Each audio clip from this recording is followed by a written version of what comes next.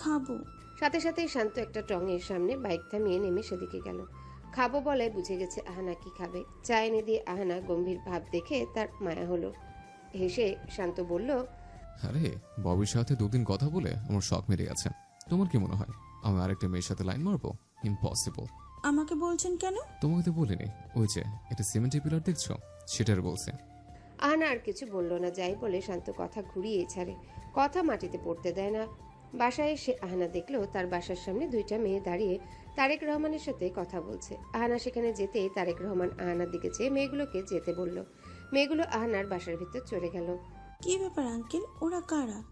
আর বাসায় ঢুকলো যে? তুমি আর আমার বাসায় ভাড়া থাকতে পারবে না। একটা ছেলে প্রতিদিন আসা যাওয়া করে, তোমার সাথে মিশামিশি। মানুষ এখন আমাকেই দোষ দিচ্ছে। আজ তো দুজন এসে কথাই শুনিয়ে গেল। আমি এদের ভাড়া দিব, তুমি তোমার জিনিসপত্র গুছিয়ে চলে যাও। কিন্তু আঙ্কেল, আমি এই সন্ধ্যাবেলায় কই যাব? আমাকে একটা দিন সময় দিন, আমি বাসা খুঁজে চলে যাব। এখন মিম কণিকা নেই, বাসায় তুমি থাকতে পারো, তবে জাস্ট একটা দিন সময় দিলাম, চলে যেও।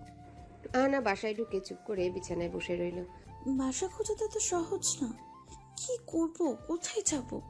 রূপার বাসায় তো যেতেও পারবো না। ওর পুরো পরিবার জানে আমি শান্তর ওয়াইফ। আহানা তার ব্যাগে সব গুছিয়ে নিতে লাগলো। সব বলতে জামা, কয়েকটা শাড়ি, বিছানার চাদর, বালিশ আর একটা মাঝারি সাইজের ব্যাগে হাঁড়ি পাতিল নিচ্ছে। এসব তো রইল, বাসা কই পাবে এখন? আমি জানতাম শান্তর এমন আসা যাওয়া তারেক আঙ্কেল আর আশেপাশের মানুষ ঠিকভাবে নিবে না, আর সেটাই হলো এখন। পরের দিন সকালে আর মুখে খাবার দিল না। সে চুপ করে বসে আছে, সারা রাত ঘুমাতে পারেনি। 6টা বাজতে 30 মিনিট বাকি। ব্যাগটা কাঁধে ঝুলিয়ে আবারও হাঁটা ধরল সে। মিষ্টিকে পড়িয়ে আসার সময় কিছু বাসা খুঁজবে থাকার জন্য। আহানা মিষ্টিকে পড়িয়ে বাসা থেকে বেরিয়ে এদিক ওদিক দেখছে। সব বহুতল ভবন, এসবে তো মাসে 20-30 হাজারের বেশি ভাড়া। ছোটখাটো বাসা পাবে কই? শান্ত ঘুমাচ্ছে। আজ আর আহানাকে জ্বালাতে জলদি উঠে নাই। কালকের জার্নিতে ক্লান্ত হয়ে গেছে সে। আহানা হাঁটতে হাঁটতে থেমে গেল একটা পুরানো বাড়ি দেখে। দোতলা বিল্ডিং, বিল্ডিংটার রং উঠে ছাই রং ধারণ করেছে। দালানের নিচতলায় সামনের বারান্দাটাকে স্টোর রুম বানানো হয়েছে মনে হয়। দুনিয়ার সব জিনিস ঠেসে ঠেসে রাখা। আর দোতলার বারান্দাটা একদম পরিষ্কার। শান্তদের বাসা থেকে 1 কিলোমিটারের চেয়ে একটু কম দূর হবে বাসাটা। এখানে দাঁড়িয়ে শান্তদের বাসা দেখা যায়, আশেপাশে বস্তির মতো। আহানা বাড়িটার সামনে গিয়ে দেখলো ভাড়া দেওয়া হবে লিখে একটা সাইনবোর্ড। আহানা খুশি হয়ে ভেতরে গেল। নিচতলার বাসার দরজায় নক করতে একজন বয়স্ক লোক এসে দরজা খুললেন। আহানা ওনাকে সালাম দিল। লোকটা সালাম নিয়ে আহানার দিকে চেয়ে আছে। তার মুখে সব পাকা দাড়ি, এমনকি ভ্রুও পেকে গেছে। লোকটা কাশির জন্য কথা বলতে পারছেন না। আহানাকে ভিতরে আসতে বলে উনি চলে গেলেন। আহানা গিয়ে সোফায় বসলো। সোফা লাল রঙের, তবে মনে হয় না এটা কেনার পর আর কোনো দিন এটা পরিষ্কার করা হয়েছে, ময়লা হয়ে আছে। সোফার রুমের পাশে ডাইনিং টেবিল, রান্নাঘর থেকে রান্না করার আওয়াজ আসছে। লোকটা সারা বাসায় চশমা খুঁজছে আর একটাই কথা বলছেন, সালমা, সালমা আমার চশমা কই? রান্নাঘর থেকে আওয়াজ আসলো। তোমার মাথায় দেখো। আহানা হেসে দিল, কারণ আসলে ওনার চশমাটা ওনার মাথায়। উনিও হাসলেন আর আহানার দিকে তাকিয়ে বললেন, বয়স তো কম হয়নি, এতদিন কি আর মনে থাকে? চশমাটা পড়তে পড়তে সোফায় এসে বসলেন তিনি। কি দরকার? আসলে আঙ্কেল, আমি বাসা ভাড়া নিতে চাই। তুমি একা? হুম। তোমার মা বাবা কি গ্রামে থাকে? না, আসলে আমার মা বাবা নেই, আমি অনাথ। এখানে চাকরি করি, সেই সূত্রে বাসা ভাড়া নিব। লোকটা চশমা খুলে তাকালেন, তারপর একটা দীর্ঘ নিঃশ্বাস ফেলে বললেন, তাহলে তো তোমাকে আশ্রয় দেওয়া আমার কর্তব্য। আমার খুব দরকার আঙ্কেল, আমি আজই আসি। হ্যাঁ, আসতে পারো। উপরের তলা খালি পড়ে আছে। 1 বছর ধরে আগে যারা থাকতো তারা নতুন বাড়ি পেয়েছে। এই পুরান বাড়িতে কে থাকতে চাইবে? সাইনবোর্ডটায়ও জং ধরে গেছে, আর কটা দিন হলে পেরেক নড়ে চড়ে নিচে খুলেই পড়ে যেত সাইনবোর্ডটা। ভাড়া 7,000 দিতে হবে। আহানা মুখটা ফ্যাকাশে করে তাকিয়ে রইল। আহানার মুখটা ফ্যাকাশে দেখে লোকটা বাইরের জানালার দিকে তাকিয়ে বললেন, আমরা ভাড়ার টাকায় সংসার চালাইতাম। এই 1 বছরে আমি মোটামুটি সংসার টেনেছি, মসজিদের ইমামতি করে। ওই যে দূরে একটা ছোটখানা মসজিদ আছে না, ওটাতে। এখন আর হাত পা চলে না, বসে খাওয়ার বয়স। পোলাপাইন গা ঝাড়ে চলে গেছে দূরে, দেখতেও আসে না। আহানা রাজি হয়ে গেল। উঠতে যেতেই রান্নাঘর থেকে একজন বয়স্ক ভদ্রমহিলা আসলেন, হাতে ট্রে, চায়ের কাপ 3টা, মুখে হাসি আর পরনে ম্যাক্সি, মাথায় ওড়না পেঁচানো, হিজাবের মতো করে। ইমামের বউ তো। আহানা মেয়ে বলে সামনে আসলেন। সাদা রুক্ষ চুল, তার হিজাবের বাইরে একটু একটু করে দেখা যাচ্ছে। হেসে দিয়ে সে চায়ের কাপের ট্রেটা টেবিলে রাখলেন তিনি। আহানা ওনাকেও সালাম দিল। উনি আহানার পাশে বসে বললেন, যাক, আমার কথা বলার সাথী পেলাম তাহলে। কেউ কথা না বলে না বুড়ো বুড়ির সাথে, তুমি তো বলবে। আহানা মাথা নাড়িয়ে সায় দিল। 2টা কাপে দুধ চা, আরেকটাতে রং চা। রং চাটা মহিলা খান আর দুধ চা লোকটা। আহানা চায়ের কাপ হাতে নিয়ে ওনাদের কথায় মনোযোগ দিলেন। মনে হচ্ছে সত্যিকারে তার দাদা দাদি। লোকটা চা খেতে খেতে বললেন, আঙ্কেল ডাকিও না, আমার তো বয়স হয়েছে। আঙ্কেলের মতন না, দাদার মতো। দাদা ডাকিও কেমন? আহানা ঠিক আছে বলল। মহিলাটি এবার উনি আজ কি রাঁধবেন সেই গল্প শুরু করে দিলেন। কাঁঠাল গাছ একটা বাসার পেছনে জায়গায় উঠেছিল কয়েক বছর আগে। সেটার কাঁঠাল কাল নিয়ে বিচিগুলো রোদে শুকিয়েছে, আজ রাঁধবে ইলিশ দিয়ে। এসব বলে যাচ্ছেন। অনেকদিন কারো সাথে কথা না বললে মনে হয় কত কথা জমে আছে ওনার। আহানাকে পেয়ে বলেই যাচ্ছেন। অবশেষে কথার ঝুড়ি খালি করে উনি আহানাকে ছাড়লেন। আহানা আজ আর ভার্সিটিতে যাবে না। জিনিসপত্র সব নিয়ে বাসায় উঠবে। আগে ওই বাসায় ভাড়া 4,000 ছিল, আর এটায় 7,000, তাও খারাপ না। বেতনের 10,000 থেকে 7,000 ভাড়া দিলে আর 3,000 থাকবে। মিষ্টির মা 2,000 দিবেন। শান্তর নোটসের জন্য সে 3,000 দিবে। ভালোই হবে, সমস্যা নেই। আহানা সোজা বাসায় ফিরে গেল। সব কিছু নতুন বাসায় নেওয়ার জন্য একটা রিক্সা ধরিয়ে নিলে সুবিধা হতো আমার, কিন্তু 100 টাকা ভাড়া লাগবে, আর আমার কাছে তো 1 টাকাও নেই। আঙ্কেল, আমি যাচ্ছি। যাও, ভালো থেকো। আঙ্কেল, আমাকে 100 টাকা দিতে পারবেন? আমি আপনাকে বেতন পেলে দিয়ে দিব। কেন? রিক্সা দিয়ে জিনিসগুলো নিতে লাগবে। তারেক রহমান পকেট থেকে 100 টাকা দিতে দিতে বললেন, যার জন্য এই বাসা তোমাকে ছাড়তে হচ্ছে সে বুঝি তোমাকে 1 টাকাও দেয়নি? আহানা চুপ করে থেকে 100 টাকার নোটটা নিয়ে বেরিয়ে গেল। রিক্সায় সব উঠিয়ে দেখলো আর বিন্দুমাত্র জায়গাও নেই। রিক্সাওয়ালা যেতে যেতে বলল, আপা আরেকটা রিক্সা ধরে আসেন। আহানা ওনাকে থামতে বলে বলল, ভাই, আপনি ভাড়াটা রাখেন। জিনিসগুলো ঠিকানাটার বাসার সামনে চিকেন সরু রোডটায় রেখে দিয়ে আপনি চলে যাইয়েন, আমি আসতেছি। আহানা হাঁটা ধরল। যত দ্রুত সম্ভব পৌঁছাতে হবে। শান্ত ভার্সিটিতে এসে বটতলায় বসে আছে সেই কখন থেকে। গেটের দিকে তাকাচ্ছে, আবার ফার্স্ট ইয়ারের ক্লাসের দিকে তাকাচ্ছে। আহানার কোনো হদিস পাওয়া যাচ্ছে না। তমাল ও ওয়ান টাইম গ্লাসে কফি নিয়ে এসে শান্তর হাতে দিয়ে ওর পাশে বসলো। তারপর কফিতে চুমুক দিয়ে বলল, অহনা ফার্স্ট ইয়ারের ক্লাসে নেই, আমি ক্যান্টিন থেকে আসার সময় দেখলাম। নওশাদ ফোন টিপতে টিপতে বলল, হয়তো কোনো কাজে আটকে পড়েছে, রূপাও আসেনি, নয়তো খবর নিতে পারতাম। শান্ত ফোন নিয়ে আহানাকে কল দিল। আহানা তখন শান্তর বাসার সামনে দিয়ে যাচ্ছে। ফোন রিসিভ করতে শান্ত বলে উঠল, কি হয়েছে তোমার? ভার্সিটিতে আসো না কেন? আহানা থেমে বলল, কাজে ব্যস্ত আছি। তারপর সে লাইন কেটে দিয়ে সাইলেন্ট করে আবারও হাঁটা ধরল। শান্ত বুঝতেছে না কি হয়েছে। আহানা তার নতুন বাসায় এসে রোড থেকে সব জিনিসপাতি টেনে টেনে দোতলায় তুলল। বাড়িওয়ালারা তো আর বিছানা দিবে না। আগেরটাতে তো হোস্টেলের মতন ছিল বলে খাট ছিল, কিন্তু এটাতে তো খাট নেই। আহানা সালমা দাদি থেকে ঝাড়ু এনে দোতলা পরিষ্কার করলো ভালো করে। 12টা বেজে গেছে। তাড়াতাড়ি কাজ সেরে অফিসের জন্য বের হতে হবে। ফ্লোরে বিছানার চাদর বিছিয়ে বালিশ রেখে বসলো সে। পানির বোতল থেকে পানি নিয়ে খেয়ে 5 মিনিট জিরিয়ে আবার উঠে রান্নাঘরে গেল। পাতিলগুলো সেখানে রেখে চালের বালতিটা তাকে রাখলো। এই মাসের আর 10 দিন আছে, তারপরে আমি বেতন পাবো। চাল যা আছে তাতে মনে হয় 10 দিন যাবে। কিছু একটা করতে হবে। তাড়াতাড়ি হাত মুখ ধুয়ে দরজায় তালা লাগিয়ে অফিসের উদ্দেশ্যে চলে গেল সে। হেঁটে হেঁটে চলছে। শান্ত কৃষ্ণচূড়া গাছটার নিচে আহানার অপেক্ষা করছে, কিন্তু আহানা আসলো না। 26 বার কল করেছে, তাও সে রিসিভ করেনি। আহানা তো ফোন সাইলেন্ট করে রেখেছে, তার এতদিকে খেয়াল নেই। অফিসে আসতেই দেখলো শান্ত গাল ফুলিয়ে তাকিয়ে আছে ওর দিকে। 1টা বাজতে 7 মিনিট বাকি। সব কর্মচারীরা আসেনি, আর যারা এসেছেন তারা ক্যান্টিনে। আহানা চেয়ার টেনে বসতেই শান্ত রেগে ওর চুলের মুঠি ধরলো। তারপর পা দিয়ে চেয়ার টেনে চেয়ার সহ আহানাকে কাছে নিয়ে আসলো। কি সমস্যা তোমার? কতবার কল করেছে, কিছু না বলে লাইন কেটে দিচ্ছ কেন তুমি? তোমার এত সাহস আসে কোত্থেকে? আমি বাসা চেঞ্জ করছি, তাই রিসিভ করতে পারিনি, ব্যস্ত ছিলাম। হঠাৎ? কিন্তু কেন? কেন? কারণ জানতে চান আপনি? আপনি জানেন আপনার কারণে আজ আমায় এত কাঠখোট পোড়াতে হয়েছে? কি দরকার ছিল আমার বাসায় কারণে অকারণে আসা? আপনার এত আমার বাসায় আসা যাওয়া তারেক আঙ্কেল ঠিকভাবে নেয়নি। আমাকে বাসা ছাড়তে বলেছিল 1 দিনের ভিতরে, তাই আমি একটা নতুন বাসা নিয়েছি। শান্ত চুপ করে থেকে আহানার দিকে চেয়ে আছে। ওই তারেক বলটারে পিটাইয়া পিঠের ছাল তুলে সেটা দিয়ে চামড়ার দোকান একটা খুলে ব্যবসার লাট উঠাবো আমি, না হলে আমি আনার মিস্টার অশান্ত না। শুনুন, আপনাকে আমি সাপ সাপ একটা কথা বলে দিচ্ছি, আর কখন আমার আশেপাশে আসবেন না, দূরে থাকুন বলতেছি। তোমার নতুন বাসার অ্যাড্রেস দাও। দিব না। আপনার লজ্জা করে না? এত কিছুর পরও আমার বাসার ঠিকানা চাচ্ছেন? এবার আমাকে রাস্তায় নামাবেন নাকি? তুমি বলতে হবে না, তোমার বাসার ঠিকানা বের করা আমার কাছে 2 মিনিটের ব্যাপার, বুঝছো? আর রইল কথা তোমার, এই বাসায় যাবেন আমার কারণে, দেখে নিও। দেখার দরকার নেই আমার। আপনি প্লিজ আমাকে আমার মতন চলতে দিন, প্লিজ। শান্ত কম্পিউটারে মনোযোগ দিল। আহানা কিছুক্ষণ চুপ করে বসে থেকে এখন ফাইলগুলো বের করছে। সারাদিনে দুজন দুজনের সাথে একটা কথাও বলেনি। সন্ধ্যায় অফিস ছুটি হতে আহানা হাঁটা ধরল। আজ আর শান্তর বাইকের জন্য দাঁড়ায়নি। শান্তকে আগেই থামিয়ে দিলে তারেক আঙ্কেলের বাসা ছাড়তে হতো না আমাকে।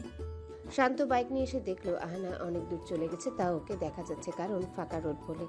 আহানা বারবার পিছনে তাকাচ্ছে, শুধু মনে হচ্ছে কেউ ওকে ফলো করছে, কিন্তু কাউকে তো সে দেখছে না। শেষে হাঁটার গতি বাড়িয়ে রাত হওয়ার আগেই সন্ধ্যা থাকতে থাকতে বাসার সামনে এসে পড়ল সে। উফ, বাঁচলাম। পা মনে হয় ভেঙে যাবে। এত দূর কি আর হেঁটে আসা যায়?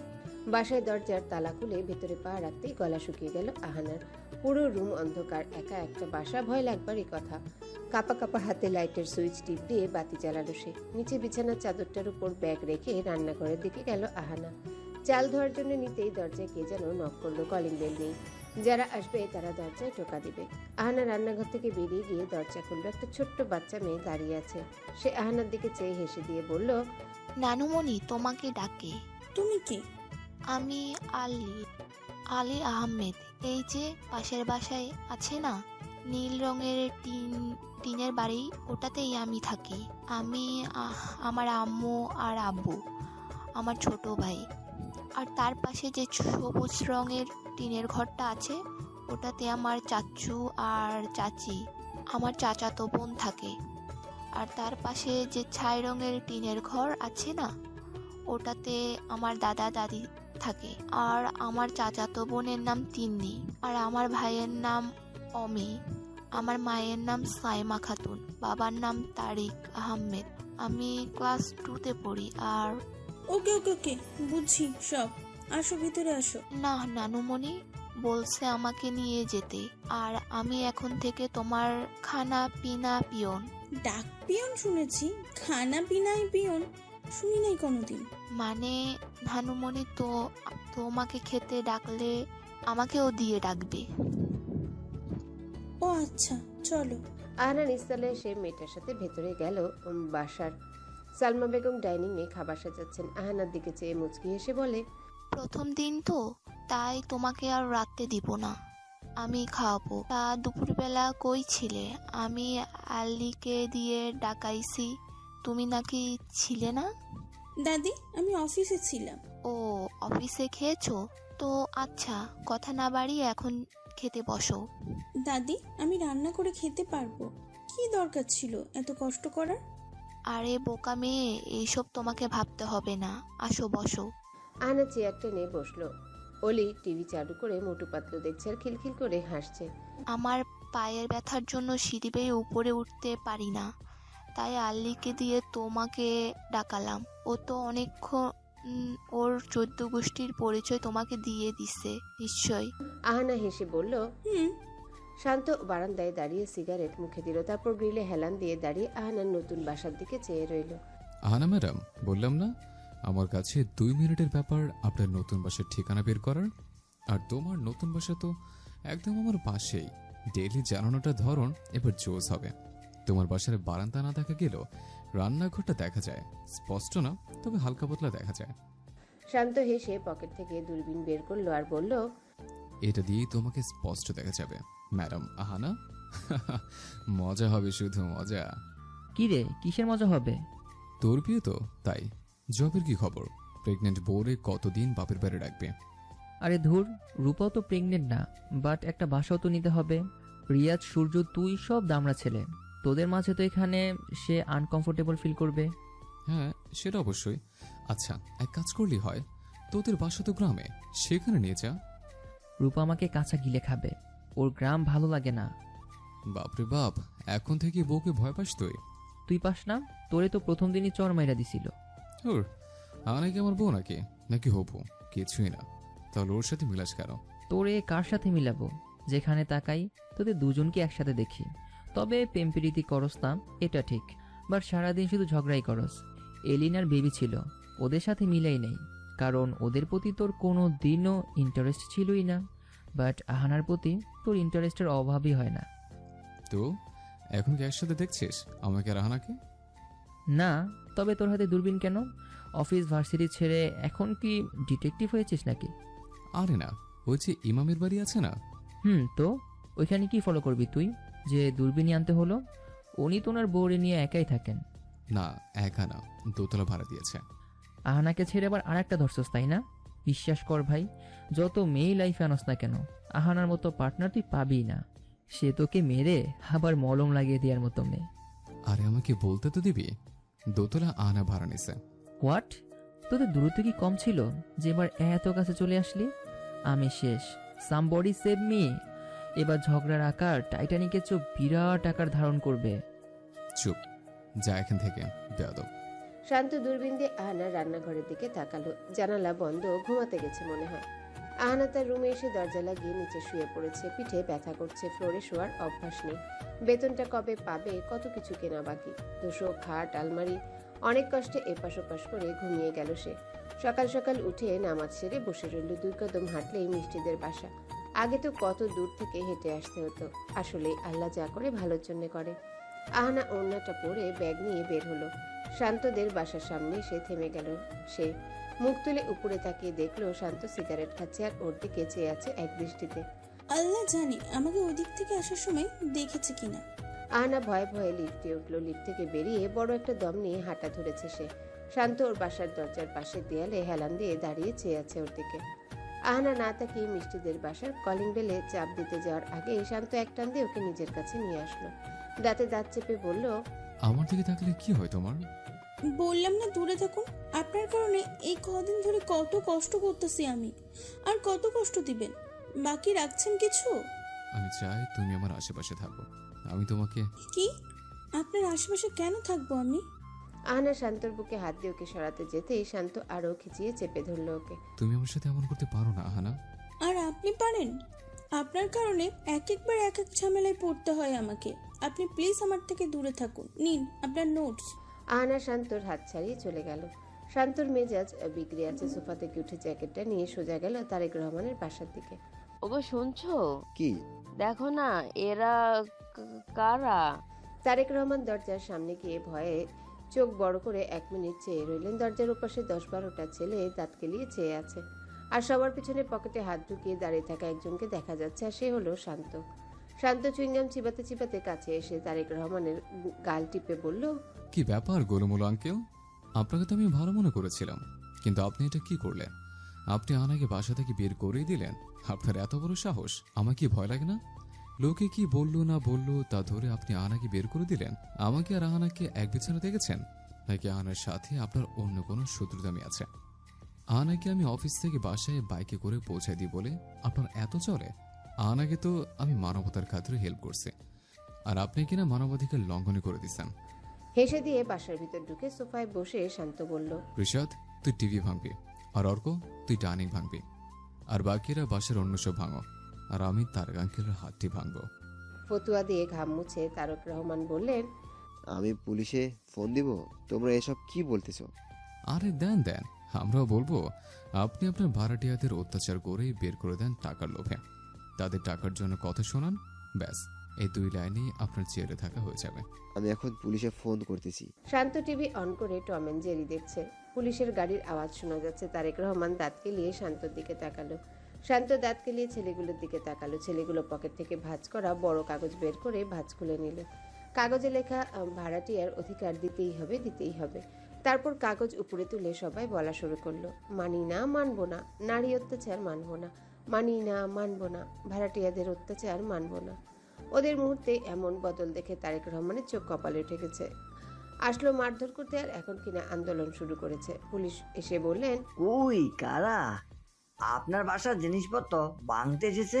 তারেক রহমান ঢোক গিলে বললেন, এরা। কিন্তু এরা তো দেখি আন্দোলন করতেছে, কি সমস্যা? শান্ত সোফা থেকে উঠে এসে বলল, এই আঙ্কেলটা ভাড়াটিয়াদের অত্যাচার করে বের করে দেয়, টাকার জন্য যাতা বলে, তাই আমরা অধিকার চাইতে এসেছে। পুলিশ এবার মুখ ঘুরিয়ে ওনার দিকে তাকিয়ে বললেন, পাজলামি করেন? আমি তো বাংশুরে কোনো নিশানাই পেলাম না। সামান্য একটা ঘটনার জন্য আপনি আমাদের সময় নষ্ট করলেন, আর এখন নিজেকে বাঁচাতে আপনি মিথ্যে বলতেছেন। এরা আপনাকে মারতে এসেছিল? কই? কথাগুলো বলে পুলিশ চলে গেল। শান্ত টেবিল থেকে একটা আপেল নিয়ে যেতে যেতে বলল, গিয়ে আহানাকে বলেন ফেরত আসতে। বহুত কষ্ট দিচ্ছেন ওকে, আর সহ্য করতে দেব না আমি। মাইন্ডেড। আমাকে চেনেন না আপনি? অলিগুলির কয়েকটা ছেলে মেয়েকে বললেন শান্ত ভাইকে কি তার পরিচয়, তাহলেই বায়োডাটা পেয়ে যাবেন। আর কোনোদিন আমার সাথে লাগতে আসার সাহস দেখাবেন না। আপনার বয়সের কদর করে বলে ফুলের টোকাও দিলাম না আমি। এনেন কাগজ, এটাতে আহানার নতুন বাসার ঠিকানা আছে। সম্মান দিয়ে কথা বলছি, সো যা বলছি তাই করেন, নাহলে সত্যি সত্যি আপনার ওই শখের ডাইনিং আর টিভি ভাঙব। আপনার ফতুয়ার কসম। বাই।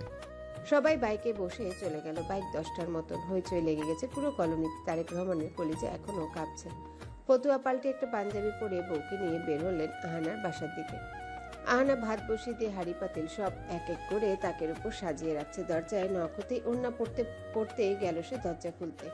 দরজা খুলে দেখলো তারেক রহমান আর তার স্ত্রী দাঁড়িয়ে আছেন, চোখে মুখে তাদের অসহায়ত্বের ছাপ। আহানা সালাম দিয়ে ব্যস্ত হয়ে ওনাদের ভেতরে আসতে বলল। কিছু নেই যে বসতে দিবে, এই ভেবে সে মাপ চাইল। না মামা, চেয়ারে লাগবে না, আমরা ঠিক আছি, তুমি ফেরত চলো। আহানা ওনার কথা শুনে চুপ করে থেকে বলল, কিন্তু কেন? এমনি তোমাকে ছাড়া আমাদের একা একা লাগে, তোমাকে না ভালোবাসতাম অনেক, তাই। আহানা হেসে দিয়ে বলল, না আঙ্কেল, আমি আর যাব না। সরি, আমি এখানে আমার দাদা দাদি পেয়েছি, তারা আমাকে অনেক ভালোবাসে। আপনারাও বাসেন, তবে এনাদের একা ছেড়ে যেতে পারবো না। তারেক রহমান ঢোক গিলে বললেন, তাহলে কথাটা শান্তকে বুঝিয়ে বলিও কেমন, সে না হয় আবার আমাকে ধরবে। আহানা ভ্রু নাচিয়ে বলল, উনি কি করেছেন? না কিছু করে নাই, এমনি বললাম, আসি কেমন। দুজনেই তড়িঘড়ি করে চলে গেলেন। আহানা নিচে ধপ করে বসে চেয়ে আছে দরজার দিকে। এই ছেলেটাকে নিয়ে আমি আর পারবো না, ওকে বাসা পাল্টানোর কথা শোনানোই ঠিক হয়নি। আহানা তাড়াতাড়ি ভাত খেয়ে ভার্সিটির উদ্দেশ্যে বের হলো। শান্তদের বাসার সামনে দিয়ে যাওয়ার সময় দেখলো শান্ত বাইক নিয়ে বের হচ্ছে। ওকে দেখে তড়িঘড়ি করে একটা পিলারের পিছনে লুকিয়ে পড়লো আহানা। শান্ত হেলমেট পরে হেসে দিয়ে বলল, একটা পিলার কি আর মোটা হাতিকে লুকোতে পারে? আহানা রাগে তাকিয়ে বলে, কি বললেন? আমি হাতি? আপনার কথাবার্তা কোনো লাগাম নেই না? শান্ত বাইক স্টার্ট দিয়ে যেতে যেতে বলল, আমার এই বাজে স্বভাব কোনোদিন যাবে না। আহানা স্বস্তির একটা নিঃশ্বাস ফেলে ভাবলো, যাক বাবা, সন্দেহ করে না যে আমি এই রুট দিয়ে যাচ্ছি, কেন বাঁচলাম। তারপর সে ভার্সিটিতে এসে সোজা বটতলায় গেল। তমাল ভাইয়া, শান্ত ভাইয়া কোথায়? শান্ত তো একটা কাজে বাজারে গেছে। কেন, কি হয়েছে? কিছু না। আহানা ক্লাসে ফিরে এসে বসলো। রূপা তার বিয়ের খুশিতে আত্মহারা হয়ে গুনগুন করে গান গাইছে। আহানা এক ধমক দিয়ে থামিয়ে দিল ওকে। কিরে, কি হয়েছে তোর? কিছু না। তাহলে আমার উপর দিয়ে রাগ ঝাড়ছস কেন? বলছি না কিছু না। ভার্সিটির ছুটি হয়ে গেছে কিন্তু শান্তর খবর নেই। আহানা ওকে বকতে বকতে অফিসের দিকে হেঁটে যাচ্ছে। এই ব্যাপার কত পালাবেন আমার থেকে? অফিসে আসতেই দেখলো শান্ত রাফি স্যারের সাথে কথা বলছে। আহানা শান্তর সামনে গিয়ে রাগে এক দৃষ্টিতে চেয়ে আছে। হাই, কি খবর? আপনি আপনি তারেক আঙ্কেলকে কি বলছেন? আপনাকে বলছি আমি আমার হয়ে তদারকি করেন। না বলনি, আর আমি কি করব না করব সেটা তোমার এত ভাবতে হবে না। তোমাকে জিজ্ঞেস করিনি আমি, আর কেনই বা এত সব তোমাকে কৈফিয়ত দিচ্ছি আমি? চোখ রাঙিয়ে শান্ত মুখে সেন্টার ফ্রেশ ঢুকে পাশ কাটিয়ে চলে গেল। আহানা ওর দিকে চেয়ে রেগে সামনে পা রাখতে নিহাল এসে দাঁড়ালো। কি? আবার কি? দেখো আহানা, আমি অনেক ভেবেছি, আমার মনে হয় তুমি ভুলেছিলে। সেদিন তোমার অনাথ হওয়ার কথা শুনেও আমার বিয়েতে হা করা উচিত ছিল, বাট আমি করিনি। তুমি প্লিজ আমাকে ক্ষমা করে কাজে টেনে নাও। আপনি এসব কি বলতেছেন? দেখুন, আমি আপনাকে ভালোবাসি না, ওকে বাই। আমাকে এত ডিস্টার্ব করবেন না। আহানা গিয়ে তার কেবিনে বসলো। নিহাল আহানার দিকে চেয়ে বলল, তোমাকে তো আমিও লাভ করি, তাই না? কিন্তু কথা হলো গিয়ে শান্তর সাথে বাজি ওর ধরাটা তোমাকে আমি পটাতে পারবো না। কিন্তু এই বাজি তো আমি জিতবো। তুমি যে অনাথ, তোমাকে বিয়ে করে পরের দিন লাথি মেরে বের করে আমার বা হাতের খেলা, সবকিছু তো ছাড় দিতে পারি, কিন্তু বাজিতে না শান্তি। Just wow and see. Ahana Rafi স্যারকে ফাইল দেখিয়ে কেবিনে এসে দেখলো একটা ছোট্ট বক্স ঝকমকে কাগজে মোড়ানো আর উপর দিয়ে লাল ফিতা বাঁধা। সে বক্সটা খুলে দেখলো একটা রিং। আহানা রেগে বক্সটা শান্তর গায়ে মেরে দিল। কি সমস্যা আপনার? এটা কি দিছেন?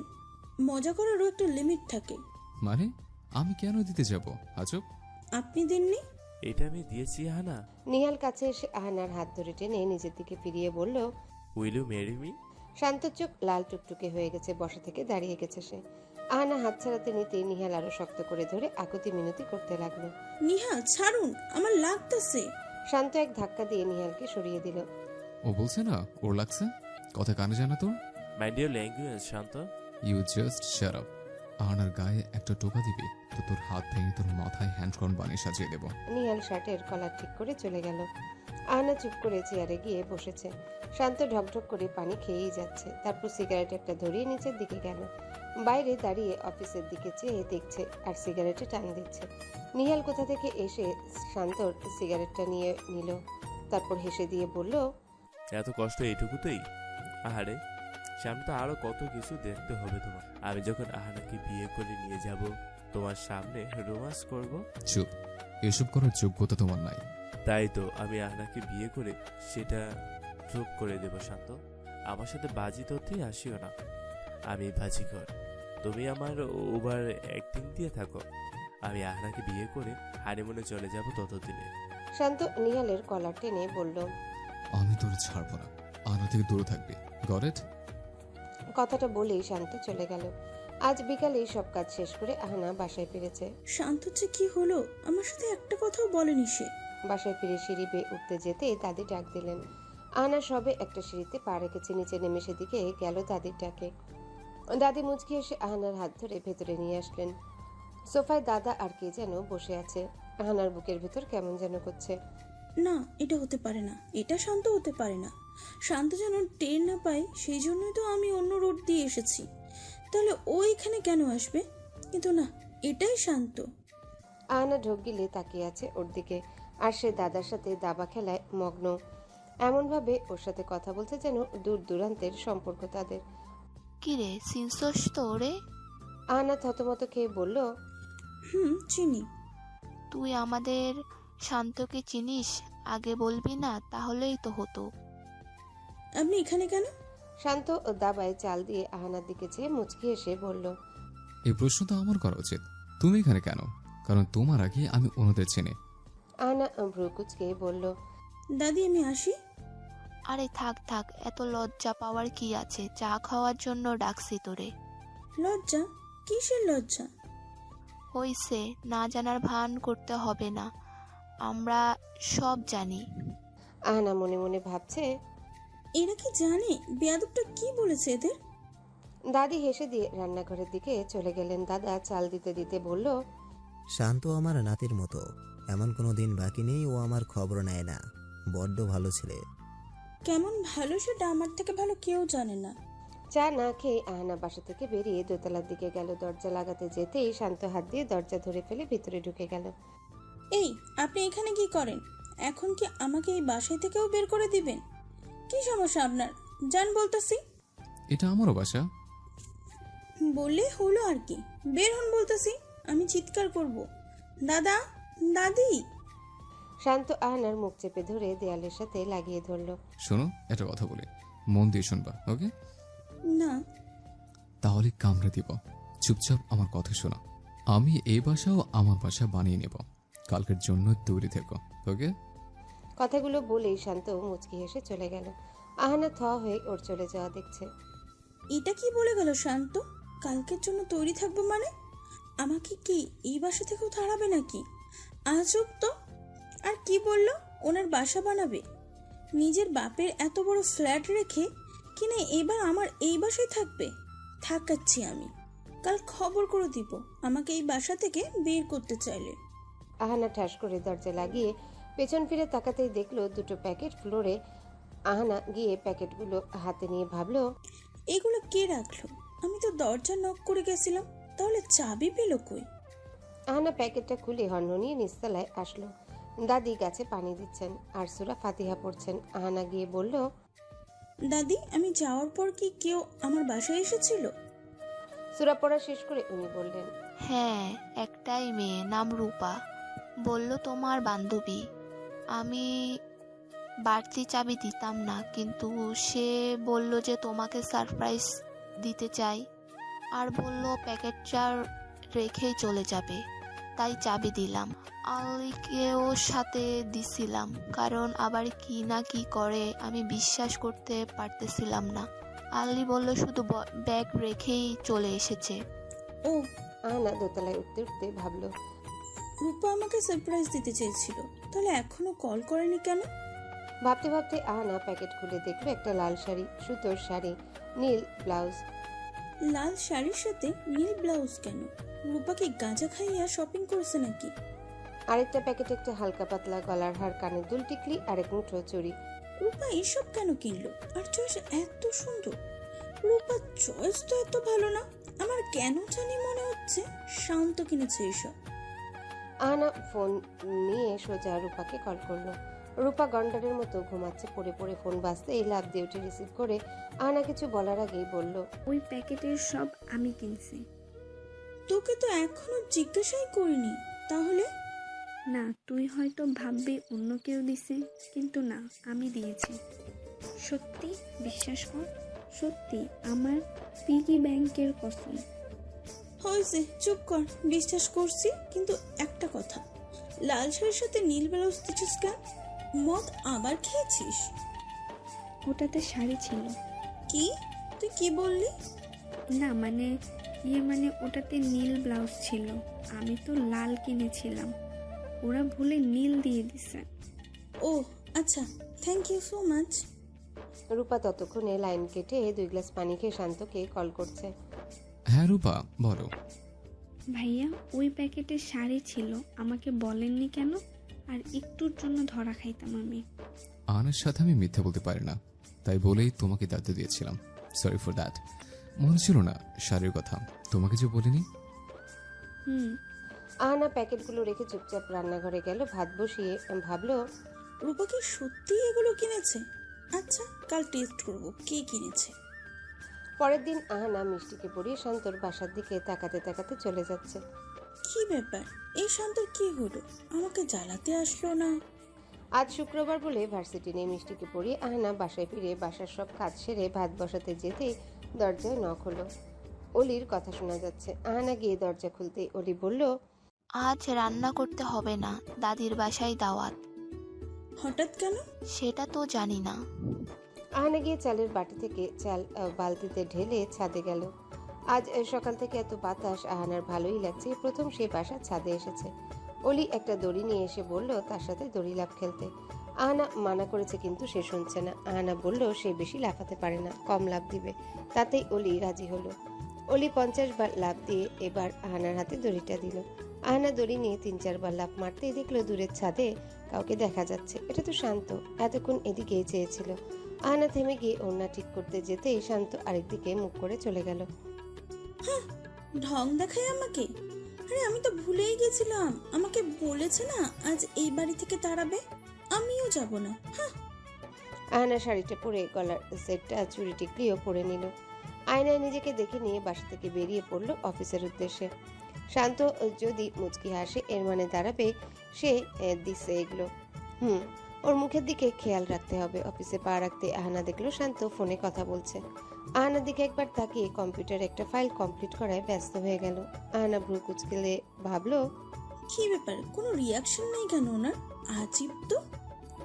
শান্তর পাশে বসে আহানা কিছুক্ষণ ওর দিকে তাকিয়ে থেকে বলল, আমাকে কেমন লাগছে? ভালো। শুধু ভালো? তোমাকে তো শুধু ভালোই লাগে। হ্যাঁ, আমাকে তো শুধু ভালোটাই লাগে, আর বেশি ভালো লাগে না। ওয়াও আহানা, তোমাকে কি জোশ লাগতেছে। বাই দা ওয়ে, লাল শাড়ির সাথে নীল ব্লাউজ পরছো কেন? আহানা ইতস্তত বোধ নিয়ে লিজার কথায় হেসে বলল, লাল ব্লাউজ খুঁজে পাচ্ছিলাম না। শান্ত আজ রাফি স্যারকে বলে তাড়াতাড়ি চলে গেছে অফিস থেকে। আহানার তো কলিজা কাঁপছে। না জানি দাদা দাদিকে কি আজব সাজব বানিয়ে বলতেছে। আমাকে যদি ওরা বের করে দেয়, আমি কোথায় যাব? আহানা অনেক কষ্টে কাজ সারতে সারতে সন্ধ্যা হয়ে গেল তার। ভয় ভয়ে হেঁটেই বাসায় ফিরল, গতি বাড়িয়ে সব দেখে চুপচাপ। আহানা পা টিপে টিপে বাসার ভিতর ঢুকলো। দাদা দাদির বাসা থেকে শোরগোল শোনা যাচ্ছে। কি হচ্ছে কে জানে। আহানা দোতলায় উঠতে যেতে দাদার ডাক শুনতে পেল। থেমে গিয়ে জি বলে বাসার ভিতর ঢুকলো সে। দাদা বললেন ভিতরের রুমে যেতে, সেখানে দাদি আছেন। আহানা ভিতরের রুমে যেতে যেতে সোফার দিকে তাকালো। 2 জন হুজুর বসে আছেন। তার মধ্যে একজন চশমা পরা হুজুরের মতন লম্বা দাড়িয়ালা, তিনি কাগজ কলম নিয়ে কিসব লিখে যাচ্ছেন আর দাদার সাথে কথা বলছেন। শান্তকে তো দেখা যাচ্ছে না। আহানা ভিতরে রুমে এসে যা দেখলো তা দেখে তার চোখ কপালে। রুম ভর্তি সব মহিলা, সবাই আহানার দিকে চেয়ে মুচকি হেসে আছে। দাদি আহানাকে ধরে খাটে বসিয়ে ওর থুতনি ধরে টেনে ওনার হাত ও মুখে নিয়ে চুমু খেলেন আর বললেন, সোনার টুকরো মেয়ে। আহানা কিছু বুঝতেছে না, শেষে হা করলো কথা বলার জন্য। তার আগে পিছন থেকে একজন মহিলা ধাক্কা দিয়ে বললেন, তা মেয়ে এতদিন ধরে প্রেম করছো, বিয়ের কথা মুখে আনলেই এমন করো কেন? সম্পর্ককে বৈধ রূপ দিয়ে থাকাটা হালাল কাজ। মুসলিম মেয়ে হয়ে এসব জানো না? মানে কি? শান্ত এসে গেছে গো, তোমরা আহানাকে রেডি করো। একজনের মুখে কথাটা শুনে আহানা বলছে, কি হয়েছে? কি হবে? কেন হবে? কেউ তার কথায় কোনো পাত্তাই দিচ্ছে না। একজন তো আহানার শাড়ির আঁচল টেনে ওর মাথার উপর দিয়ে দিল, আরেকজন আহানার হাত ধরে ওকে দাঁড় করিয়ে দিল। 1 মিনিট, কি হচ্ছে এসব? আরে মেয়ে, না জানার ভান করো কেন? তুমি নিজেই লাল শাড়ি পরে তৈরি হয়ে এসেছো আর বলতেছো কি হচ্ছে? তোমার বিয়ে হচ্ছে, বিয়ে। আহানা চোখ তুলে বলল, কি বললেন? কার সাথে? রুমে সবাই হাসতে হাসতে লুটোপুটি খাচ্ছে। আহানা বিরক্ত হয়ে সোফার রুমের দিকে চলে গেল। সোফার রুমে আসতেই দেখলো যিনি চশমা পরেছিলেন তিনি শান্তকে কি সব জিজ্ঞাসা করছেন। সম্ভবত নাম জিজ্ঞাসা করছেন। শান্ত নাম বলল শাহরিয়ার শান্ত। তারপর আহানার দিকে তাকালো। আহানা ওর দিকে তাকিয়ে চুপ করে আছে। ও নীল পাঞ্জাবি পরে এসেছে এখানে, সোফায় ভদ্রভাবে বসে আছে, মাথায় সাদা টুপি। নিজের নাম বলে আহানার দিকে তাকিয়ে মুচকি হাসলো সে। আহানা ঘুমটা খুলে শান্তর হাত ধরে টেনে বাসার বাইরে নিয়ে গেল। কি সমস্যা আপনার? এসব কি হচ্ছে? আমার আর তোমার বিয়ে হচ্ছে। আমি আপনাকে বিয়ে করব না, ওকে? এরকম ফাজলামো করার আগে আমার সাথে কথা বলা উচিত ছিল আপনার। ও, তাহলে শাড়ির প্যাকেট আপনিই দিয়েছিলেন? হ্যাঁ, আমি দিয়েছি। আর আজ এই মুহূর্তে আমি তোমাকে বিয়ে করব। বললেই হয় না আমি আপনাকে বিয়ে করব না। এখন গিয়ে বলেন ওনাদের চলে যেতে। কাজী সাহেব আমার সব নাম পরিচয় সব লিখে নিছে। এবার তোমার পালা। তুমি তোমার পরিচয় নাম দিয়ে বসো। কবুল বলতে বললে কবুল বলবা।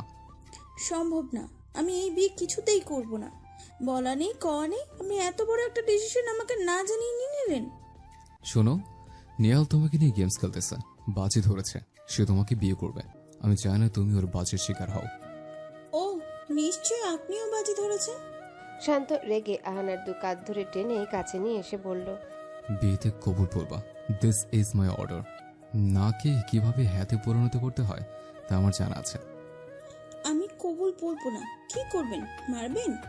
শান্ত কিছুক্ষণ তাকিয়ে থেকে আহানার হাত ধরে টেনে সবার সামনে নিয়ে গেল। চেঁচিয়ে বলল, এই মেয়েটা চায় তার সাথে আমি অবৈধভাবে থাকি, সে বিয়ে করতে চায় না। সোফার রুমে উপস্থিত সব মুরব্বীরা মুখে হাত দিয়ে বললেন আস্তাগফিরুল্লাহ। আহানা চোখ বড় করে শান্তর দিকে চেয়ে বলল, এসব কি বলতেছেন কি আপনি? কাজী সাহেবের সাথে বসেছিলেন একজন ভদ্র বয়স্ক হুজুর। তিনি হালকা কেশে ঠিকঠাক হয়ে বললেন, শোনো মা, এসব হারাম কাজ বিয়ে হালাল করলে তোমার পরকালে সুখ হইব, কবরের আযাব থেকে মুক্তি পাইবা। আপনি এসব কি? শুনুন, ঠিক করতেছেন না। তাড়াতাড়ি বলেন যে আপনি আমার নামে মিথ্যা বলছেন সবাইকে। আমি কেন বলো তো? আমি ছেলে হয়ে তোমাকে বিয়ে করতে চাচ্ছি, আর তুমি মেয়ে হয়ে সম্পর্কটাকে অবৈধভাবে রাখতে চাও। আয়না এগিয়ে এসে শান্তর পাঞ্জাবি খিচে টান দিয়ে বলল, চুপ, একদম চুপ। এসব মিথ্যা অফ করবি না আমি চলে যাব এখান থেকে। তুই থাক তোর বিয়া নিয়ে। শান্ত কলার ঠিক করে সোফার রুমে থাকা সকলের দিকে তাকিয়ে হেসে দিল। তারপর মুখটা কালো করে বলল, আমি কি করব? আপনারা বরং আমার মাথায় বাড়ি দেন। ও চায় চলে যাবে এখান থেকে, তাও বিয়ে করবে না। আহানা, এসব কি?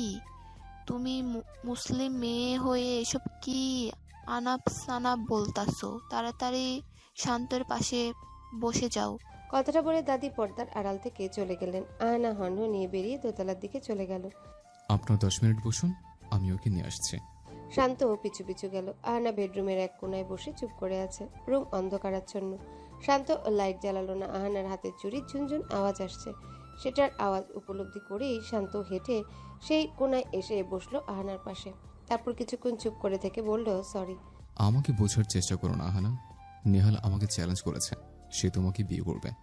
বাজি ধরে বিয়ে করা মানে বিয়ের পরে ও তোমাকে ছেড়ে দেবে। আর তা আমি হতে দিতে পারি না। সেজন্য আমি চাই তুমি ওই নেহালের ওয়াইফ না হয়ে আমার ওয়াইফ হও। আমি তোমাকে কথা দিচ্ছি, জীবনের শেষ মুহূর্ত পর্যন্ত আমি তোমার পাশে থেকে কোনোদিন যাব না। আমি নেহাল না, এটা তুমি জানো। আমি যে বাজে ধরনের এটাও জানো তুমি। আমি জাস্ট এটা চাই তুমি একটা ভালো মানুষের ওয়াইফ হও। ও, আপনি ভালো মানুষ বুঝি? হ্যাঁ, কোনো সন্দেহ আছে নাকি? তোমার ভাগ্য এমনিতেও খারাপ, আর খারাপ আমি হতে দিতে পারি না। তুমি তোমার মতো এই বাসায় থেকো, আর আমি আমার বাসায় মাঝে মাঝে ডিস্টার্ব করতে আসবো, যেমন নাস্তা করতে, চা খেতে, আর কিছু না। আর তুমি চাইলে আমার ফ্ল্যাটে যেতে পারো। 24 ঘন্টা তোমার জন্য আমার ফ্ল্যাট উন্মুক্ত। রইল কথা স্বামী স্ত্রীর সম্পর্ক, আমি তোমাকে টাচ করবো না। তুমি তো জানো তোমার প্রতি আমার কোনো ইন্টারেস্টই নেই সেই প্রথম থেকেই। তাহলে বিয়ে করার জন্য উঠে পড়ে লেগেছেন কেন এত? নিহাল আমাকে বিয়ে করতে চাইলেই আমি বিয়ে করব ওকে? এত সহজ? শোনো, ও কাল অফিসে চা করেছে। ও চাইলে তোমাকে উঠায় নিয়েও বিয়ে করার ক্ষমতা রাখে। আমি এটা জেনে শুনে হতে দিতে পারি না। তোমার সাথে নো কম্প্রোমাইজ। আমাকে নিয়ে আপনার এত ভাবতে হবে না। যান, সবাইকে বলেন আমি বিয়ে করব না, কারণ আমি আপনাকে পছন্দ করি না। শোনো, আমি তোমাকে পছন্দ করি না। তাহলে বিয়েটা বন্ধ করেন। ফাইন, আমি যাচ্ছি, বিয়ে ক্যান্সেল করছে। এরপরে কি হবে জানো? নিহাল তোমাকে উঠিয়ে নিয়ে গিয়ে বিয়ে করবে। একদিন এক রাত পর তোমাকে রোডে নামিয়ে চলে যাবে। এমন রোডে নামাবে যে রোডে শান্ত কোনোদিন বাইক নিয়ে যায় না। বুঝো তো কোন রোড? নিষিদ্ধ পড়লে চেনো? আচ্ছা, না হয় ঢাকার কোনো রোডে ছাড়লো, কিন্তু এরপর তুমি কোনো বাসা ভাড়া পাবে, সবাই তোমাকে যাতা বলবে। তখন ভাত নুন খাওয়ার টাকাও পাবে না। চুপ, একদম চুপ। কেন চুপ? যেটা সত্যি সেটাই। তারপর যখন প্রেগনেন্ট হয়ে যাবা তখন আরেক ঝামেলা, পুলিশ কেসও করতে পারবে না। এক একটা মেয়ের কথায় কে কান দিবে বলো? আমি বিয়ে করব না, প্লিজ। আহনা কেঁদে দিল। শান্ত ফোনের ফ্ল্যাশ অন করতে গিয়ে করলো না। অন্ধকারে আন্দাজ করে ওর মুখ মুছে দিল। এত নিখুঁত করে মুছে দিল যেন সত্যি সত্যি আহনাকে এত ঘুটঘুটে অন্ধকারেও দিব্যি দেখতে পাচ্ছে। আহনার পিঠের পেছন দিয়ে হাত নিয়ে ওকে হালকাভাবে জড়িয়ে রাখলো। আমি তোমাকে কখনো খারাপভাবে টাচ করেছি? করিনি।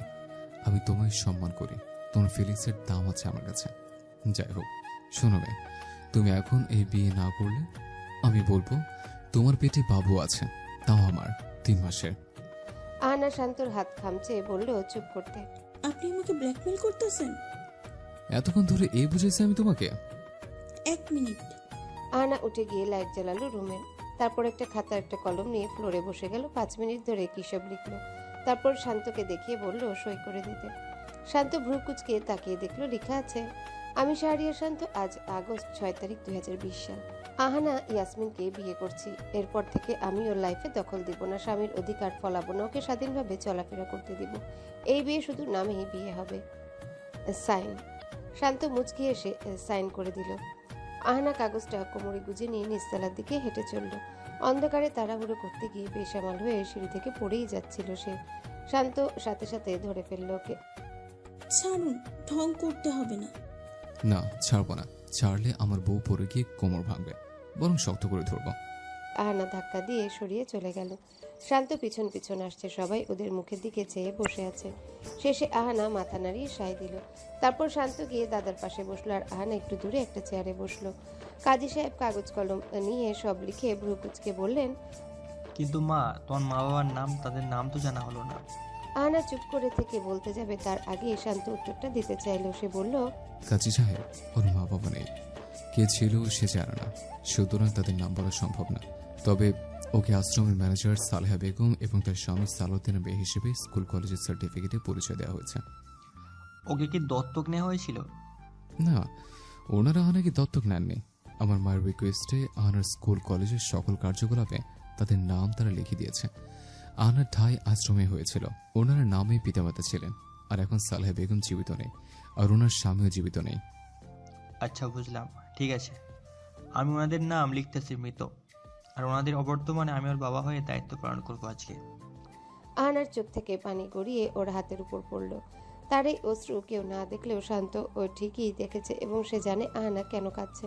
তার মা বাবা থাকলে হয়তো আজ তাকে এত প্রশ্নের সম্মুখীন হতে হতো না। কাজী সাহেব খুতবা পড়লেন। তারপর শান্তর ডান হাত ধরে বললেন, জনাব সালাউদ্দিনের কন্যা আহানা ইয়াসমিনকে 10,000 টাকা দেনমোহর ধার্য করে আমি কন্যাকে আপনার নিকায় শোষিত করলাম। আমি কবুল করলাম। কবুল কবুল কবুল। আলহামদুলিল্লাহ। এবার মা, আহানা তুমি বলো। আহানা চোখ বন্ধ করে একটা নিঃশ্বাস ফেলে সেও কবুল বলল 3 বার। সকলে আলহামদুলিল্লাহ পড়লেন।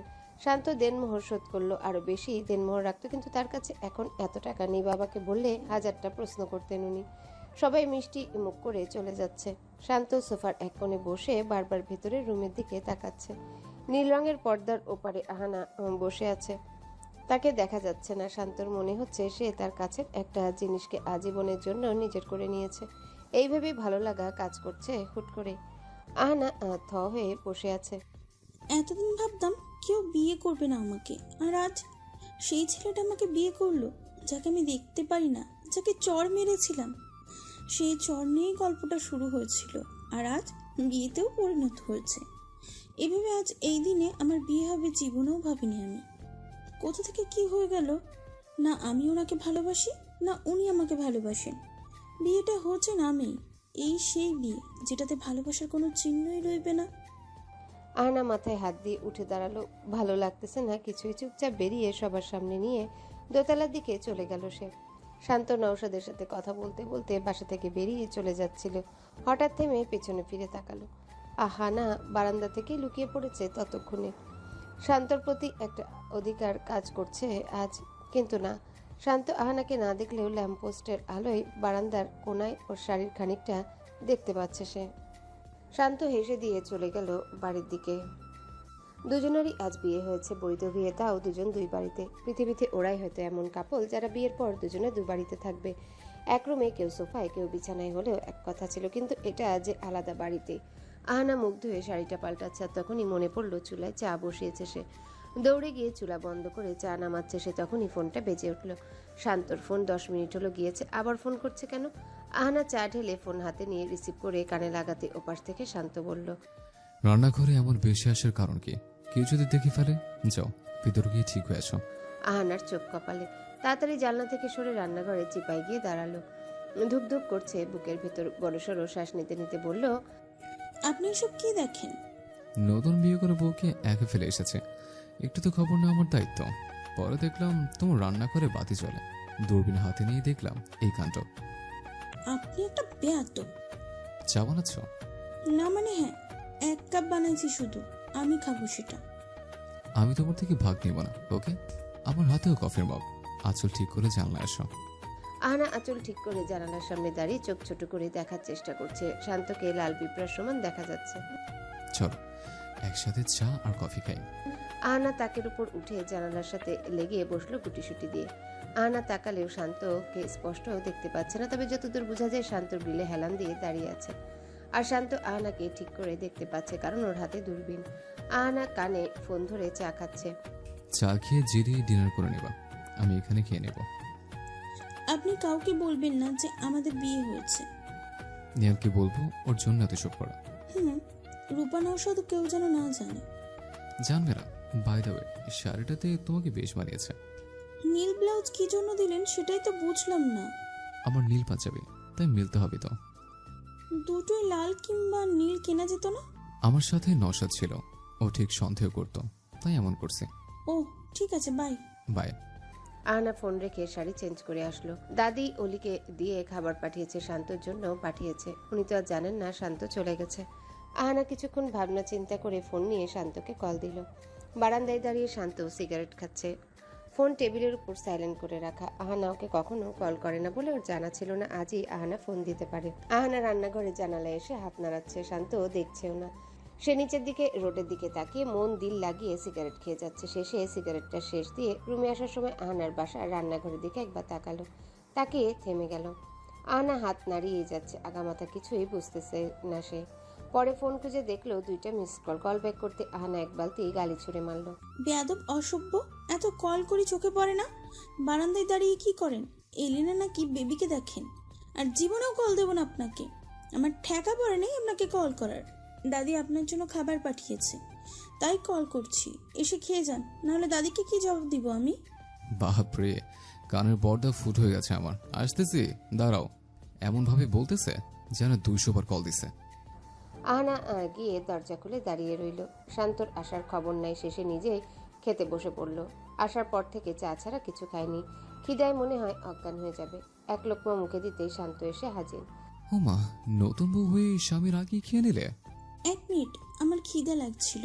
আপনি দেরি করে আসছেন তো আমি কি করব? ফাইন, কিছু করতে হবে না। চেয়ার নাই? না নাই, থাকলে তো দিতামই। বেতন পেলে সব কিনবো।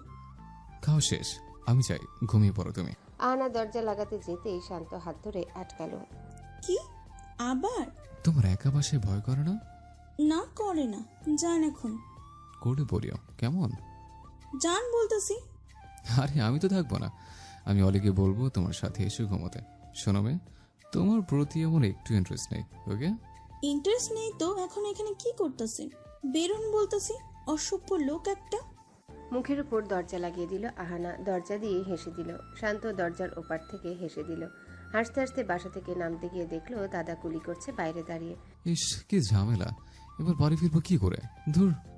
দাদা কুলি করে উপরের দিকে তাকিয়ে দোয়া পড়তে যাবেন, তখনই দেখলেন শান্ত দাঁত কেলিয়ে চেয়ে আছে ওনার দিকে। হাতের মগটা ঝুলিয়ে এগিয়ে এসে মাথা বাঁকা করে উপরের তলার দিকে তাকালেন। দরজা দেখি বন্ধ। শান্ত, তুমি এখানে কি করো? এত রাতে কই যাও? না মানে আসলে আসলে কি? যাও বউয়ের কাছে যাও। বউরে একা রেখে কই যাও এই অবেলায়? শান্ত একটু কেশে নিল। কিছু বলার উপায় পাচ্ছে না সে। এদিক ওদিক তাকিয়ে কোনো ছুতা বের করার চেষ্টা করছে। শেষে দাদা চোখ রাঙিয়ে বললেন, আহনা তোমারে কিছু কইছে? চলো তো দেখি। ওরে বোঝানো উচিত যে তোমাদের বিয়ে হয়ে গেছে। না না, আহানা আমাকে কিছু বলেনি, এমনি নিচে নেমেছিলাম। যাচ্ছে। শান্ত আবার ফিরে এসে দরজার বাইরে দাঁড়িয়ে রইল। দাদা 3 সিঁড়ি উঠে ভ্রু কুঁচকে বললেন, কি ব্যাপার, ভিতরে যাচ্ছ না কেন? শান্ত মাথা নাড়িয়ে দরজায় ঠোকা দিল। আহানা বিছানা করছিল, তখন ভাবলো এই অসময় আবার কি? উঠে এসে দরজা খুলে দেখলো শান্ত দাঁড়িয়ে আছে।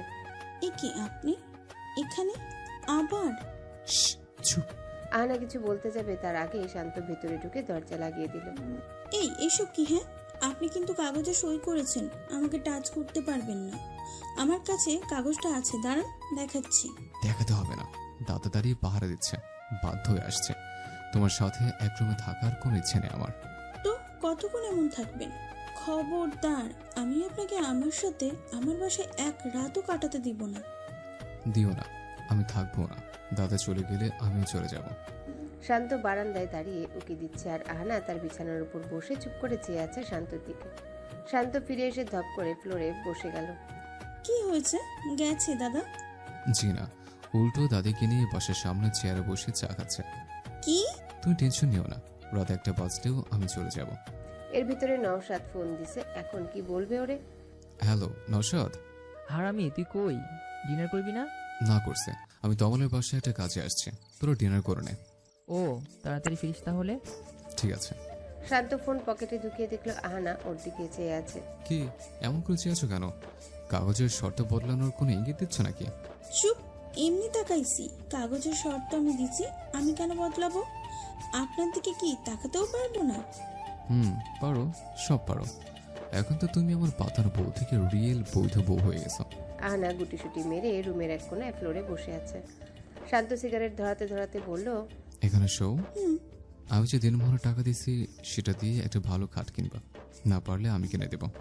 লাগবে না, এই বিয়েটার কোনো বিয়েই নয়। আপনার টাকা আপনি নিয়ে যান। এটা তোমার টাকা, বরং আমি নিলে আমার গুনাহ হবে। তুমি এটা দিয়ে যা খুশি করো, শো ফ্লোরে, আমার কি? আহানা প্রচুর ক্লান্ত হয়ে গেছে। কোনায় হাত পা মুড়িয়ে ঘুমিয়ে গেছে সে ততক্ষণে। শান্ত 2টা সিগারেট শেষ করেছে সবে। বারান্দায় এসে দাদা দাদিকে লক্ষ্য করে দেখছে তারা চলে গেছে কিনা। বরাবর 12টা 10 মিনিটে তার চেয়ার নিয়ে চলে গেলেন। শান্ত স্বস্তির একটা নিঃশ্বাস ফেলে পকেটে হাত ঢুকিয়ে চলে যেতে যেতে বলল, আহানা দরজা লাগাও। আহানার সারা শব্দ না পেয়ে পেছন ফিরে চেয়ে দেখলো আহানা গভীর ঘুমে। দরজা তো ওভাবে খোলা রেখেও যাওয়া যাবে না। ওরে ঘুম থেকে জাগাবো? সারাদিনে ওর কত ধকল গেছে, আর আমার এইভাবে দাঁড়িয়ে থাকাও তো পসিবল না। শান্ত এগিয়ে এসে আহানা বলে 2বার ডাক দিল। আহানা কাঁথা টেনে মুখ ঢেকে ঘুমাচ্ছে। শান্ত কাঁথাটা জোরে টান দিতে আহানার ঘুমটা ভেঙে গেল। চোখ মেলে দেখলো শান্তর দিকে চেয়ে বসে আছে। আহানা উঠে দূরে সরে গেল। কোমর থেকে কাগজ বের করে শান্তর দিকে বাড়িয়ে ধরল। এই শোনো, তোমার সবসময় কেন মনে হয় আমি তোমাকে টাচ করতে এসেছি? বলতে কাটেন একটা। আমি যাচ্ছি, দরজা লাগাও। শান্ত ভ্রু কুচকে উঠে চলে গেল। আহানা দরজা লাগিয়ে বারান্দায় দাঁড়িয়ে শান্তর চলে যাওয়া দেখছে। শান্ত একবারও তাকায়নি ফোনে কী সব করছে সে। তখনই আহানার ফোনে টুংটাং একটা সাউন্ড করলো। আহানা ফোনটা এনে দেখলো শান্তর মেসেজ। লেখা আছে, এভাবে ট্যাপ ট্যাপ করে তাকিয়ে থাকতে হবে না। নতুন বরকে তো নিজের বাসায় জায়গা দেওয়া নেই, এখন চলে যাচ্ছে। তোমার কেন চলে? উফ, অসভ্য একটা লোক, 30 রকমের কথা বলবে। ফোন রেখে আহানা শুয়ে পড়ল। শান্ত বাসায় ঢুকতেই দেখলো নওশাদ, রিয়াজ আর সূর্য সোফার পায়ের উপর পা তুলে ওর দিকে চেয়ে আছে। শান্ত হালকা কাশ দিয়ে পাঞ্জাবির হাতা নামাতে নামাতে নিজের রুমের দিকে যাচ্ছে আর বলছে, তোর এত রাতে ড্রয়িং রুমে কি করিস? শুভ বিবাহ এই ছবিটাই দেখতেছি আর কি, তুই দেখবি নাকি? শান্ত তার রুমের দরজায় হাত দিতে নওশাদের কথায় থেমে গিয়ে বাঁকা ঝাঁকিয়ে ওদের দিকে তাকালো। হায় রে নওশাদ, জানিস আজ নাকি ওই ইমামের বাড়িতে কার যেন বিয়ে হয়েছে, সেখানে বরের নামও নাকি শান্ত ছিল। তাই নাকি রিয়াজ? কি রে শান্ত, তুই শুনেছিস এই কথা? শান্ত ডাইনিং টেবিল থেকে পানি নিয়ে খেতে খেতে চলে গেল। কিছু বলল না, কারণ সে জানে কিছু বললেই ওরা অ্যানাকোন্ডার মতো পিছিয়ে ধরবে তাকে। রুমে এসে পাঞ্জাবি খুলতে রিয়াজ আর নওশাদ ছো মেরে ওর পাঞ্জাবি হাতে নিয়ে নিল। কি সমস্যা তোদের? এই রিয়াজ, ভালো করে শুকে দেখতো মেয়েদের গায়ের কোনো গন্ধ আসে কিনা। হাচুপ তো, আমি কি বাসর করে এসেছি নাকি? এটা কেমন কাজকর্ম? মদ কি বেশি গেছিস? না রে নওশাদ, ওর পাঞ্জাবি থেকে শুধুই ওরই পারফিউমের ঘ্রাণ আসতেছে। ও আচ্ছা। দুজনেই ব্রুকুচকে পাঞ্জাবি রেখে চলে গেল। এদের মতো ডিটেকটিভ বন্ধু আমার কপালে জুড়তে গেছে। ফ্রেশ হয়ে সে দুম করে খাটের উপর শুতে রাজ্যের ঘুম এসে গেল শান্তর। পরের দিন সকালবেলায় আহানা মিষ্টিকে পড়িয়ে শান্তর বাসার দিকে একবার তাকালো। দরজা বন্ধ। চুপচাপ লিফটের বাটনে টিপ দিয়ে দাঁড়িয়ে রইল। তারপর লিফট খুলতে ভিতরে এসে চুপচাপ নিস্তারার বাটনে টিপ দিয়ে পাশে তাকাতে শিউরে উঠল ভয় পেয়ে। শান্ত বিরক্তি নিয়ে বলল, কি আমাকে চেনো না নাকি নতুন দেখছো? এমন করেন কেন? এমন ভেজা বিড়ালের মতন দাঁড়িয়ে থাকলে ভয় পাওয়ারই কথা। তুমি লিফটে ঢোকার সময় দেখে ঢুকলেই তো হয়, তাহলে আর ভূত দেখার মতো ভয় পেতে না। কই যাচ্ছেন এখন? Now I am married. আমার বিয়ে করার নতুন বউ আছে, সে আমাকে সকালে নাস্তা বানিয়ে খাওয়াবে। মগের মুলুক আর কি, আমি পারবো না। কেন পারবে না? কেস করবো তোমার নামে, বলবো আমার বিয়ে করা বউ আমাকে নাস্তা বানিয়ে খাওয়ায় না। এইসবের জন্য জোর করে বিয়ে করেছেন তাই না? জি না, নিয়াল থেকে তোমাকে বাঁচাতে বিয়ে করেছে। নিহাল অন্তত সকালে নাস্তার জন্য আমাকে ফোর্স করতো না। হ্যাঁ করতো না, শুধু নাস্তা কেন, তোমাকে দিয়ে ঘরও মোছাইতো, যেটা আমি করাচ্ছি না। চুপচাপ আমাকে নাস্তা বানিয়ে খাওয়াবা, সাথে চা। দুধের গুঁড়ি নেই, ওকে? চিনিও নাই, চা পাতাও নাই। তুমি বাসায় গিয়ে চা বসাও, আমি ওগুলো আনতেছি। পানি ফোটার আগে আমি বলতে যাব। আহানা হর্ন নিয়ে বাসার ভেতর চলে গেল আর শান্ত দোকানের দিকে যাচ্ছে। তখনই আহানার মনে পড়লো শান্ত তো ভাত নুন দিয়ে এখন খেতে পারবে না, ওর মতো রুটি বানাতে হবে। আহানা দৌড়ে বারান্দায় এসে দাঁড়ালো। এই যে শুনুন। শান্ত থেমে গিয়ে উপরে তাকালো, হেসে দিয়ে বলল, হ্যাঁ বলো বউ, এখন থেকে এই যে শুনুন ডাকতে পারো, আমি তোমাকে বাধা দিব না। আটা আনতে হবে আর ডিম 2টা, পেঁয়াজ আদা কেজি। আচ্ছা ফাইন। 10 মিনিট পর সব নিয়ে শান্ত হাজির। আহানা আটার প্যাকেট দাঁত দিয়ে খুলছে না দেখে দাঁত লাগিয়ে জোরে এক টান দিতে কিছু আটা গিয়ে শান্তর মুখে পড়লো। শান্ত তখন তাক থেকে বিস্কিটের বয়াম নিচ্ছিল, হাত দিয়ে গাল মুছতে মুছতে বলল, ইচ্ছে করে করেছো তাই না? তোমার বিস্কুট ধরতেছি বলে? ইচ্ছে করে কেন করব? হাত দিয়ে খুলতেছে না বলেই তো দাঁত দিয়ে খুলতে গেলাম। এভাবে দৌড়ে গিয়ে আপনার মুখে পড়বে আমি কি জানি? তুমি ইচ্ছে করেই করেছো। আমি ইচ্ছে করে করিনি, ওকে? সকাল সকাল ঝগড়া করবেন না একদম। আমি ঝগড়া করতেছি? কথাটা বলে শান্ত এগিয়ে এসে আহানার দুপাশে হাত নিয়ে তাকের উপর রাখলো। ভয় আহানার কলিজা নড়ে উঠতেছে। হাতে নিয়ে কোমর থেকে কাগজটা বের করতে যাবে, তার আগে শান্ত এক হাত দিয়ে আহানার হাত ধরে ফেললো। মাথা নিচু করে তার গালের আটা আহানার কপালে লাগিয়ে দিয়ে বিস্কিটের বয়াম নিয়ে চলে গেল রান্নাঘরের থেকে। আহানা থ মেরে দাঁড়িয়ে থেকে দাঁতে দাঁত চেপে বলল, আপনি বলছেন টাচ করবেন না? হ্যাঁ টাচ করে নে, কাগজে লেখা নেই। তুমি ইচ্ছে করে আমাকে রাগালে আমি তোমাকে টাচ করতে পারবো না। আপনি এটা বেয়াদব। বকর বকর না করে নাস্তা বানাও, ভার্সিটিতে যেতে হবে জানো না? আহানা আটা বয়াম ঢেলে রুটি 5টা বানালো, তারপর পেঁয়াজ কেটে লবণ মরিচের গুঁড়া দিয়ে ডিম ফেটিয়ে ভেজে নিল। শান্তর প্লেটে 3টা রুটি 1টা ডিম আর আহানার প্লেটে রুটি 2টা আর 1টা ডিম। এ কি আমাকে 3টা দিছো কেন? আপনি খাওয়াল পেটক বস্তি খাটাস তাই। কি বললে তুমি? কিছু না, আপনি কত পরিশ্রম করেন তাই একটা বাড়তি দিলাম। ও। আহানা একটা রুটি খেয়ে উঠে গিয়ে চা দেখে আসলো। আচ্ছা, আপনি এত দুধের কুড়ি, চা পাতা, চিনি এনেছেন কেন? কারণ প্রতিদিন আমি এখানে এসে নাস্তা করব। পারবো না নাস্তা বানাতে। ওকে, একদিন তুমি, একদিন আমি। আপনার রান্না একদিন খেয়ে রান্নার উপর থেকে আমার ইচ্ছা মরে কবরে চলে গেছে। আর দয়া করে আমাকে আর রান্নার টেস্ট করাবেন না প্লিজ। আরে শোনো, এটা তো ইজি রান্না, আমি ইউটিউব না দেখেই বানাতে পারবো। আহনা এগিয়ে এসে দেয়ালে হেলান দিয়ে দাঁড়ালো, বলল, বলেন তো রুটি কেমনে বানায়? ওকে, এটা একটা ইজি প্রশ্ন। প্রথমে একটা বাটিতে পানি দিয়ে চামচ দিয়ে আটার পানি গুলতে হবে। তারপর ছোট ছোট করে নিয়ে বেলে নিতে হবে। বাহ বাহ বাহ, কত সহজ। হ্যাঁ, আমি তো তাই বললাম, রুটি বানানো অনেক সহজ। আহনা চা এনে রাখলো। শান্ত দাঁত গেলিয়ে চায়ের কাপটা নিল। কি? তোমার কপালে আটা লেগে আছে। আপনার গালেও আটা লেগে আছে। শান্ত আহনার ওড়না টেনে গাল মুছে নিল। আহনা রেগে শান্ত টি শার্ট টেনে কপাল মুছলো। দুজনাই একসাথে হেসে দিল। আচ্ছা, আমি যাই, রেডি হয়ে থাকো, আমার সাথে ভার্সিটিতে যাবা। কেন? আপনার সাথে কেন যাব আমি? কারণ আমি তোমার হাজব্যান্ড, আমার কথা শুনতে তুমি বাধ্য। এই বিয়ে মানি না আমি। আপনি বলেছেন আমার স্বাধীনতায় হস্তক্ষেপ করবেন না। হেঁটে হেঁটে ভার্সিটিতে যাওয়ার স্বাধীনতা? হ্যাঁ। ফাইন। কে যেন দরজা নক করলো। শান্ত ফ্লোর থেকে উঠে গিয়ে দরজা খুললো। আরে আপনারা আসেন আসেন, ভিতর আসেন। আহনা উকি দিয়ে দেখলো চারজন লোক কাঁধে করে কাঠ জাতীয় কিছু নিয়ে ঢুকছে এক এক করে। এরা কারা? ওয়েট করো, দেখতে পাবা। লোকগুলো নিমিষেই তাদের কাজ শেষ করলো। খাট এনে সেটা সেট আপ করে দিয়ে চলে গেল তারা। আহনা রেগে বলল, আপনাকে বললাম না আমি আমার বেতনের টাকা দিয়ে কিনবো। এটা কি আমি তোমার জন্য কিনেছি নাকি?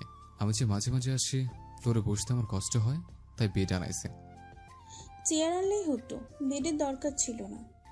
আমি বেডে বসবো, তোমার কোনো সমস্যা? আনছেন ভালো কথা, বেডরুমে কেন?